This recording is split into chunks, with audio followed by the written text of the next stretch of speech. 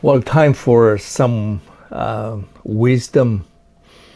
This is probably one of the favorites that Brother Michael had, and he was teaching every time he was talking about business and even anything that you will have to do, even a mission trip.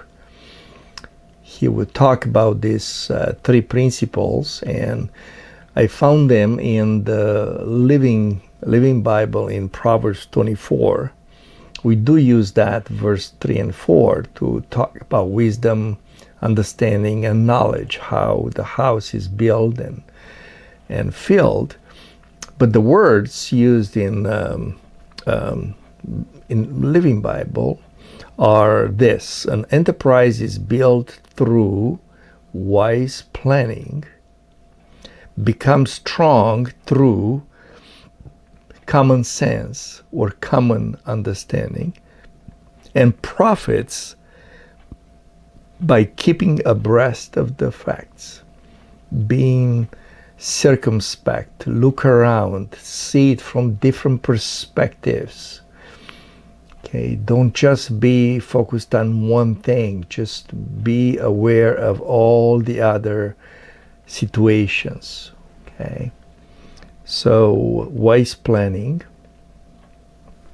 definitely has to do with wisdom. Common sense has to do with sensing the oneness. It's common, right, of understanding the oneness. Okay, we go as one, and being circumspect, just look around, see the thing from different perspective. Okay, I do remember some, maybe not that funny things, but I remember when we would go with lots of dollars. Some hundreds of dollars in some countries, and there was somebody there that we wanted to bless, and I would get the big stack of money and start counting in front. And it was not just that person, but everybody around. Yeah, because the dollars are very powerful. Probably some of them, they work a whole month for, $100. So here's a stack of hundreds. So be circumspect, be abreast of facts, how people are looking, expecting, seeing you, coming from a different culture. And so very, very important, all these three principles. Okay, just think about that and go to Proverbs 24. So we talked about wise planning and intercession as part of this. And intercession actually brings that common sense and common understanding, the oneness and mind and purpose. That's very important. Through intercession, you get that. So I remember things that we learn. So we've been going to Romania for several years now. Since 2013. And different years we went with the team, and seems that we were learning how to do it, where to go, what to say.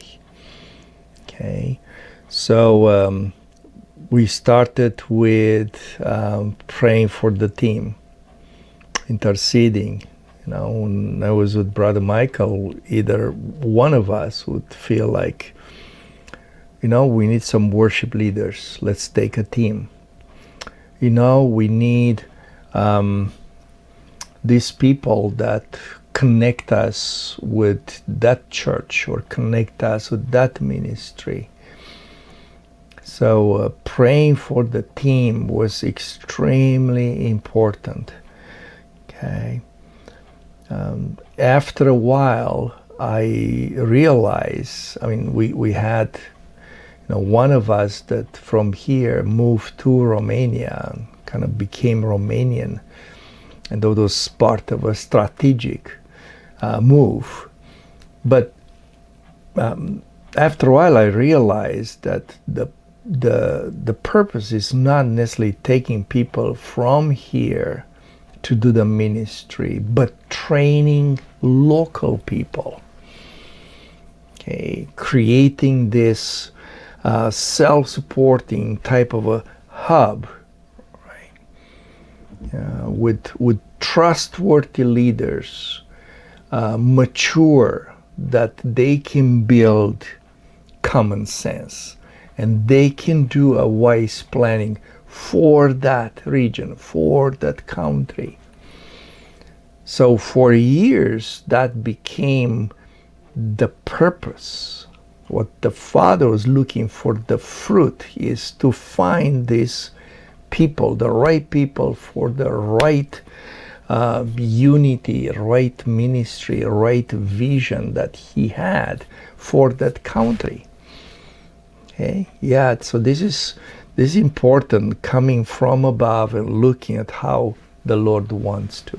Yes, there is a purpose in taking people with us for their training. So that's a different thing. I do believe that some of us for a while can have this direction from the Lord to travel, to go places.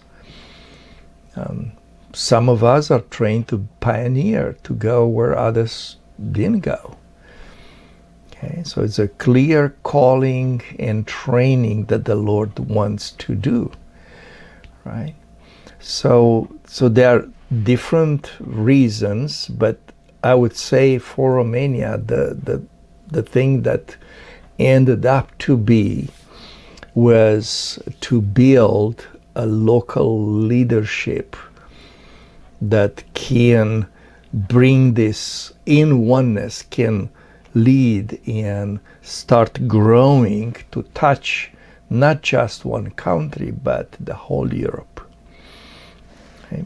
So that's about the team, about the type of ministry also. The people that we had to meet, again, focusing on local leaders, people that were committed to us. See, somebody that has the revelation and it's so excited doesn't mean that he is committed in the heart. It says about Jesus, I think in John, that there were lots of people that came to him, but he would not trust them. He had to test them. Yeah, 2 Timothy 2:2, what you heard from me, you entrust to people that are trustworthy. So they can send that further. They can multiply further. If the first multiplication fails, the whole thing is dead. It's not going to go anywhere. Okay, so very important how to find the multiplication, the next generation. Okay. Also, almost every time we would go, I would know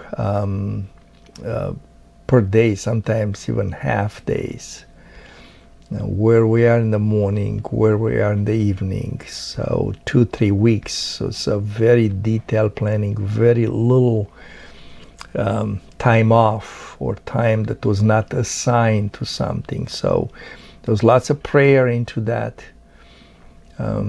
lots of waiting on the Lord, seeing the direction, understanding priorities according to what He says. Okay, so yes, transportation means finances. That's a constant prayer, intercession, and walking by faith. And I remember at one point, because I knew the Lord wants me to go, and I said, Lord, what do I do? It's the money is not there for the ticket, and I would jump in and use my credit card with the faith that the Lord will cover it. Until some years ago, the Lord says, no more going on credit. I provide for you. You have the money first. Finances.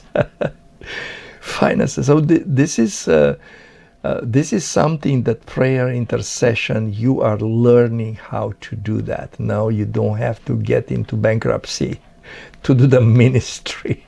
No, that's not right. Okay.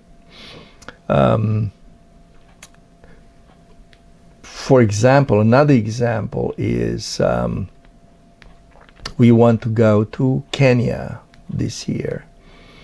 So the Lord gave me a number, not really the names of the people, but the number. And started with 2 or 3. The number was between 10 and 15. And it's like, Lord, I don't know. So some people, I'm not sure. We'll see. And when I got to number 10, I knew it's Him. So that was my intercession, my prayer, to bring the people in according to the number He gave me. So I knew if He said that, then the people that He's drawing in, He's talking to them already. So when they hear it, say, I'm going. Yeah, because the Lord was already preparing their hearts. That's why He gave me the number, not like, would be nice. No. It's a number already in the blueprints. So what type of ministry we want to do there?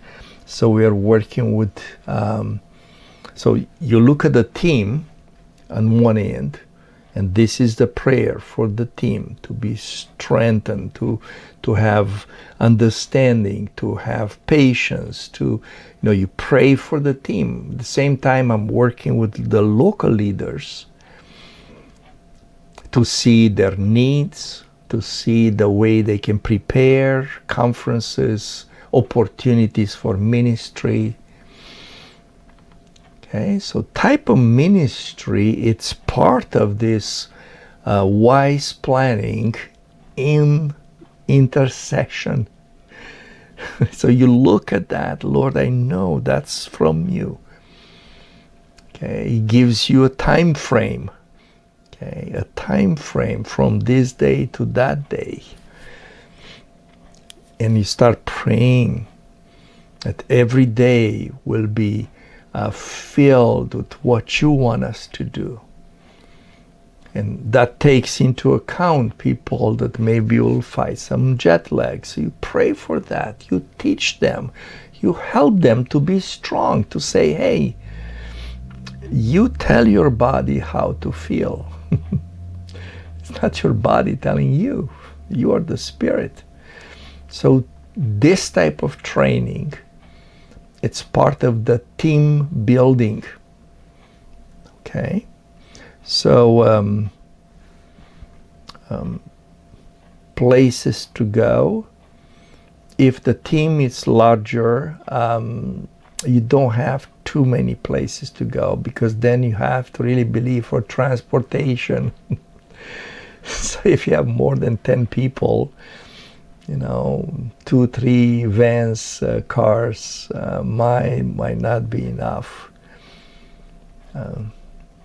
Maybe having a larger bus or something would be appropriate, but you want to have some close places to minister.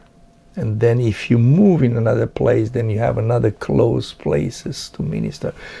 So that's part of the wise planning and being abreast of the facts. How is the transportation in Kenya? Okay. So places to go, transportation means finances.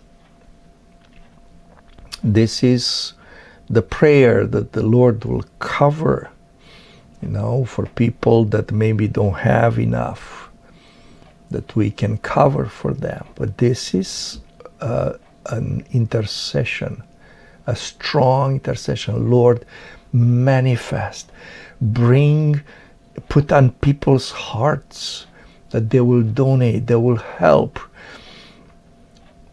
Open the windows of heaven to bless everyone that you want to be in that mission.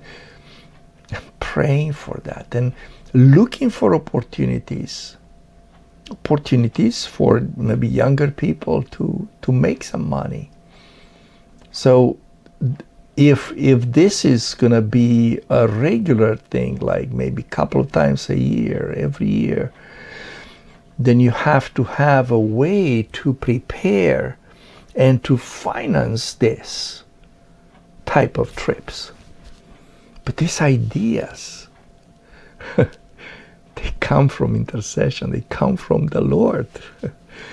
Wisdom and knowledge, they're ready to give us ideas how to finance mission trips. I met several people. It's like, yeah, the Lord told me that I'm going to go. That Lord told me, I'm not ready. I still have to work until I retire. Or, well, if I win the lottery. So it doesn't sound like wise planning. It so shows like a desire. But there is nothing, Lord, I know you want me to do that. What are the next steps? Talk to wisdom. Get some counsel. This is my heart. I really want to be available for the Lord. He wants to send me here, there. It's like, I got no money. And the Lord can provide. No, the difference between this and that is not winning the lottery. It's not marrying a rich husband. No. The difference between this and that is wise planning, common sense, being abreast of the facts. Work with the living kingdom to fill in the gap. Because that will fill the rooms of the house. Knowledge does that. Okay? So I hope I was a little bit all over the place, but I hope this helps you to understand how to pray, how to focus, what to pray for. And yes, do pray for a trip to Brazil, do pray for our trip to Europe in July, and do pray for our trip to Kenya in August. So these are three things. The planning goes exactly with this. The trip to Kenya involves a team, a larger team. So that's something that really can use your prayers. So this is where we are, okay? We keep going. Stay tuned. There are amazing things that the Lord still wants to share about intercession and spiritual warfare.